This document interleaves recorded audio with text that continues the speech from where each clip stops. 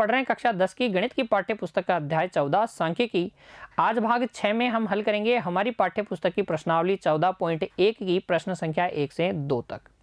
हमेशा की तरह आपको अपनी नोटबुक और पेन तैयार रखना है बच्चों। हर एक प्रश्न के हल को ध्यान से समझते हुए नोट करना है और बाद में बिना देखे एक बार फिर से हल करना है। देखिए प्रश्न संख्या 1, विद्यार्थियों के एक समूह द्वारा अपने पर्यावरण संचेतना अभियान के अंतर्गत एक सर्वेक्षण किया गया, जिसमें उन्होंने एक मोहल्ले के 20 घरों में लगे हुए पौधों से संबंधित निम्नलिखित आंकड़े एकत्रित किए। तो बच्चों विद्यार्थियों का एक समूह है, उसने एक सर्वेक्षण किया है अपने मोहल्ले के 20 घरों का और जा के देखा है कि किस घर में कितने कितने पौधे लगे हुए हैं। और आपको जो आंकड़े दिखाए गए हैं वो इस सारणी में दिखाए गए हैं। देखो पौधों की संख्या और घरों की संख्या। एक ऐसा घर 20 में से उन्हें एक ऐसा घर मिला है जिनमें पौधों की संख्या 0 से 2 तक है, यानी 2 से ज्यादा पौधे उसमें नहीं है। 2 ऐसे घर हैं जिनमें पौधों की संख्या 2 से 4 तक है, यानी कि 2 पौधे हो सकते हैं, 2, 3, 4 पौधे। इसी तरीके से एक ऐसा घर है जिसमें पौधों की संख्या 4 से 6 तक है। 5 ऐसे घर हैं जिनमें पौधों की संख्या 6 से 8 तक है। 6 ऐसे घर हैं जिनमें बहुत सारे पौधे हैं 8 से 10 तक। 2 ऐसे घर हैं जिनमें 10 से 12 पौधे हैं और 3 ऐसे घर हैं जिनमें 12 से 14 तक पौधे हैं। अगर आप सारणी को देखेंगे तो आपको सारणी मिलेगी संतत। कैसी मिलेगी? संतत। और अगर आप वर्ग माप भी देखें, सभी वर्गों की माप भी देखें तो अंतर चल रहा है 2 का अंतर चल रहा है। सब की वर्ग माप 2 ही है। ठीक है, तो ये संतत बारंबारता बंटन सारणी है, वर्ग माप 2 का है। प्रति घर माध्य पौधों की संख्या ज्ञात कीजिए। आपसे पूछा गया है हर घर में, प्रत्येक घर में प्रति घर के हिसाब से माध्य पौधों की संख्या कितनी है। तो पौधों की संख्या का माध्य आपको ज्ञात करना है। और यह भी पूछा गया है माध्य ज्ञात करने के लिए आपने किस विधि का प्रयोग किया और क्यों किया, और उसका जवाब हम देते हैं बच्चों सारणी को देख के। प्रश्न में जो सारणी हमें दी गई है, बारंबारता बंटन सारणी जो आपको दी गई है, उसको देख के। देखो ये संतत है, वर्ग माप समान है, तो सबसे उपयुक्त विधि कौन सी हो जाती है? इन दोनों क्राइटेरिया को पूरा करते ही पग विचलन विधि। कौन सी विधि बच्चों? पग विचलन विधि। तो हम इसको हल करेंगे पग विचलन विधि से। और क्यों हल करेंगे वो तो मैंने आपको बता ही दिया, सुविधा के लिए, आसानी से, ताकि आपको क्या प्राप्त हो? माध्य प्राप्त हो। बहुत आसानी से हो जाएगा इस प्रकार की बारंबारता बंटन सारणी से अगर हम निकालें तो। देखिए हल में हम बना लेंगे सारणी, और सारणी में देखिए पौधों की संख्या लिख लेंगे, वर्ग अंतराल लिख लेंगे, घरों की संख्या, बारंबारताएं लिख लेंगे, xi निकालेंगे, यानी कि माध्य मान कैसे निकालते हैं? निम्न सीमा प्लस उच्च सीमा बटे 2, 0 और 2 को जोड़िए, 2 का भाग लगा दीजिए, 2 में 2 का भाग या 1। अब जो वर्ग माप है, वर्ग माप सब में समान है तो मैं वर्ग माप जोड़ते चलूंगा। 1 और 2 हो जाएगा 3, 3 और 2 5, 5 और 2 7, 7 और 2 9, 9 और 2 11 और 2 13। अंत में जाके वेरीफाई भी कर लेता हूं। देखो 12 और 14 हो गया 26, 26 में 2 का भाग लगाएंगे 13। इसका मतलब मेरी ट्रिक सही है, लेकिन कब काम आती है? कब काम आती है? जब वर्ग माप सब में समान हो, तब आप 1 निकाल लीजिए, बाकी वर्ग माप जोड़ते चलिए। ui कैसे निकालते हैं? किसी एक को a तो मानो, चलो हम मान लेते हैं कि 7a है। a बराबर हमने मान लिया है 7, तो इसके सामने 0 भर लेंगे, -1, -2, -3, 1 2 3। ये हमेशा नहीं होता है। उदाहरण संख्या 3 को याद रखिएगा। ये कब होता है? जब बारंबारता बंटन सारणी संतत हो और सारे वर्गों की माप समान हो। यहाँ सारे वर्गों की माप समान है, संतत है, और इसीलिए तो हमने पग विचलन विधि का चयन किया है, इसीलिए तो हम उससे हल कर रहे हैं। आगे आपके पास ui। अब याद कीजिए fi ui, ये रहे आपके पास fi, ये रहे ui, गुणा कर लीजिए। -3 आएगा, 2 को -2 से गुणा करेंगे -4 आएगा, 1 को -1 से गुणा करेंगे -1 आएगा, 5 को 0 से गुणा करेंगे 0 आएगा, 6 को 1 से गुणा करेंगे 6 आएगा, 2 को 2 से गुणा करेंगे 4 आ जाएगा, 3 को 3 से गुणा करेंगे 9 आ जाएगा। देखिए ये माइनस वाले तो कितने हो गए? माइनस का 8 आ गया और ये आ गया आपके पास 19। -8 और 19 कितना होता है? ये होता है 11। FI कर लीजिए, सभी घरों की संख्या को जोड़ेंगे, कितना आ जाएगा? 20 घरों में गए हैं तो जोड़ने पर 20 आ जाएगा।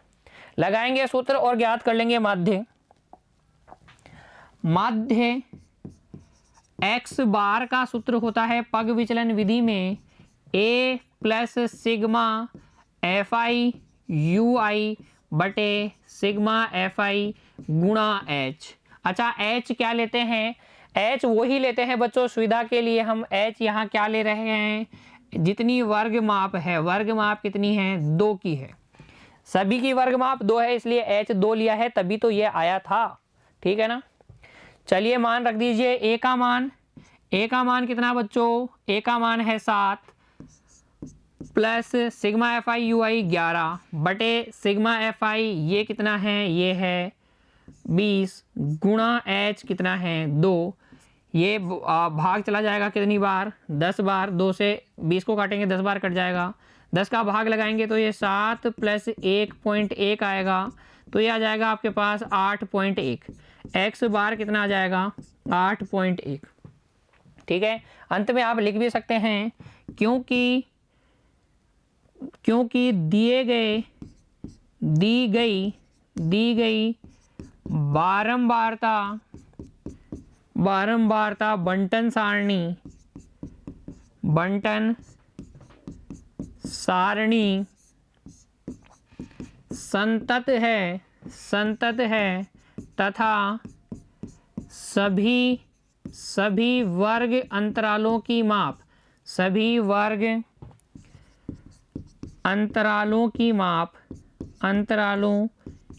माप या वर्गों की माप समान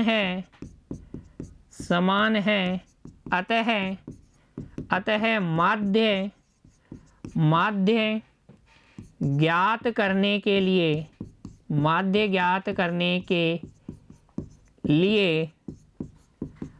हम पग विचलन विधि का प्रयोग करेंगे।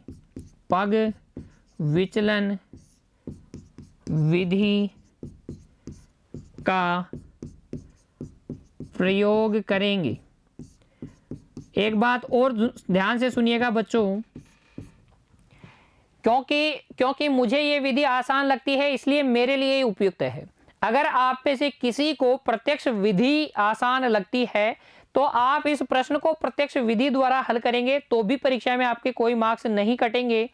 उपयुक्त विधि वो विधि है जिसमें आपको सुविधा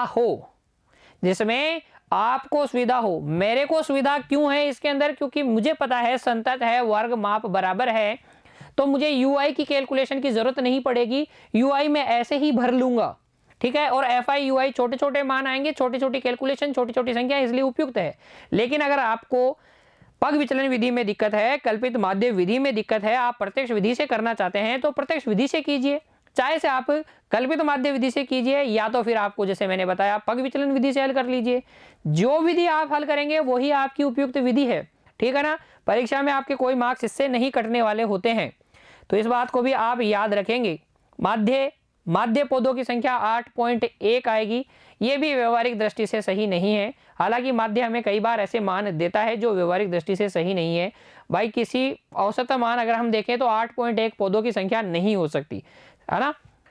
तो आप इस तरीके से उत्तर को लिख लेंगे और फिर बढ़ जाइए बच्चों अगले प्रश्न की ओर। देखिए प्रश्न संख्या 2, किसी फैक्ट्री के 50 श्रमिकों की दैनिक मजदूरी के निम्नलिखित बंटन पर विचार कीजिए।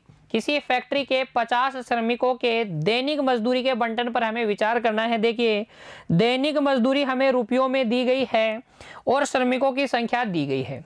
12 ऐसे श्रमिक हैं जिनकी दैनिक मजदूरी 500 से 520 है।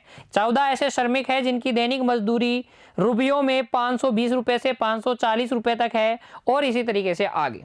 तो ये सारणी को ध्यान से पढ़िए और हमसे पूछा गया है एक उपयुक्त विधि का प्रयोग करते हुए इस फैक्ट्री के श्रमिकों की माध्य दैनिक मजदूरी ज्ञात कीजिए। तो हमें माध्य ज्ञात करना है, माध्य दैनिक मजदूरी ज्ञात करनी है। उपयुक्त विधि का चयन करते हुए। 3 विधि हमारे पास है, प्रत्यक्ष विधि हमारे पास है, कल्पित माध्य विधि हमारे पास है, पग विचलन विधि हमारे पास है। कौन सी उपयुक्त होगी? देखिए आंकड़े अगर हम देखें तो बड़े बड़े हैं, बड़े बड़े आंकड़ों को छोटे छोटे आंकड़ों में बदलने की सबसे उपयुक्त विधि कौन सी है?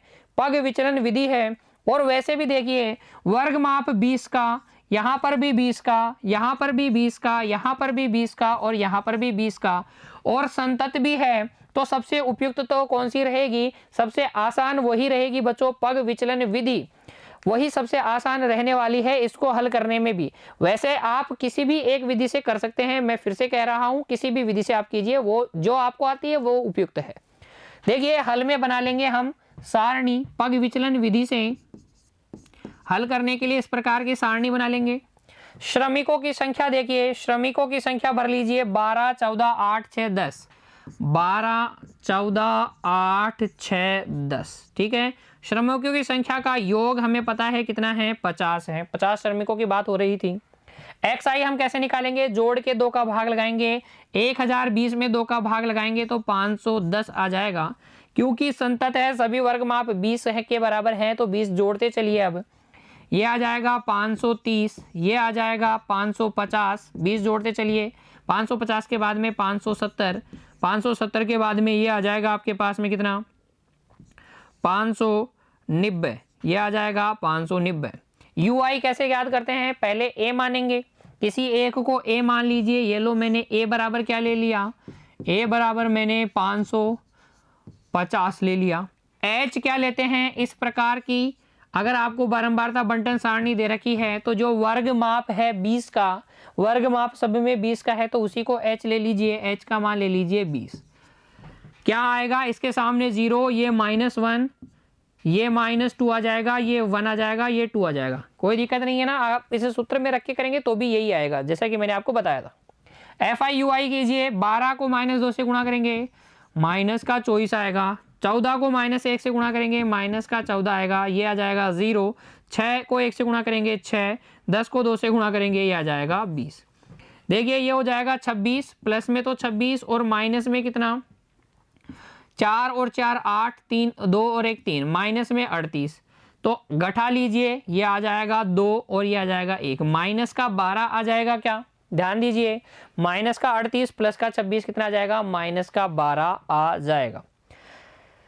आपके पास है सिग्मा FI, आपके पास है सिग्मा FI/UI। अब सिर्फ हमें सूत्र में मान रखने हैं, माध्य मिल जाएगा। माध्य दैनिक मजदूरी देखिए, माध्य दैनिक मजदूरी या माध्य लिख दीजिए, वो हो जाएगा A प्लस सिग्मा FI/UI बटे सिग्मा FI गुणा H। A कितना माना आपने? A माना आपने 550, 550 प्लस सिग्मा FI/UI कितना आया?